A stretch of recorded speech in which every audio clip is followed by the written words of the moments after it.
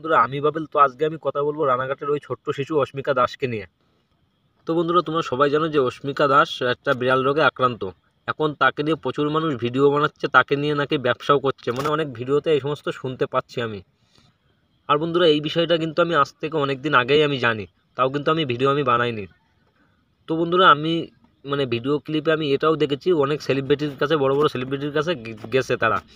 এখন কথা হচ্ছে যে তোমরা চাইলে কিন্তু একবার হলেও পল্লিগ্রাম টিভির সাথে কথা বলে দেখতে পারো। তো যদিও বা আমি এই বিষয় নিয়ে আমি কথা বলতাম না, তো অনেক মানুষ, প্রচুর মানুষ ভিডিও বানাচ্ছে, যে যেরকম পাচ্ছে সেরকমভাবে ডোনেশনও করছে। তো ভাই আমার তো অত সামর্থ্য নেই যে আমি দেবো। আর যদিও বন্ধুরা আমি যদি দিয়েও থাকি, কত দেবো? হার্ডলি 500 টাকা কি 1000 টাকা, ওতে তাতে ওদের কাজ মেটবে না। তো আমি সবাইকে রিকোয়েস্ট করব, তোমরা যাও একবার হলেও পল্লিগ্রাম টিভির সঙ্গে যোগাযোগ করো। আর যেহেতু আমি এই ভিডিওটা আমি ট্যাগ করে দিয়ে দিচ্ছি ফেসবুকে, আর পল্লিগ্রাম টিভি যদি আমার এই ভিডিওটা আপনারা দেখে থাকেন তাহলে একটুখানি টর্চা করুন, রানাঘাটের ওই ছোট্ট শিশু অস্মিকা দাসকে নিয়ে একটু পারলে একটু হেল্প করো। যাই হোক, সবাই ভালো থাকো, আর ভিডিওটা পারলে শেয়ার করে দিও। আর হ্যাঁ, পল্লিগ্রাম টিভিকে অবশ্যই সবাই ট্যাগ করো। যাক, সবাই ভালো থাকো।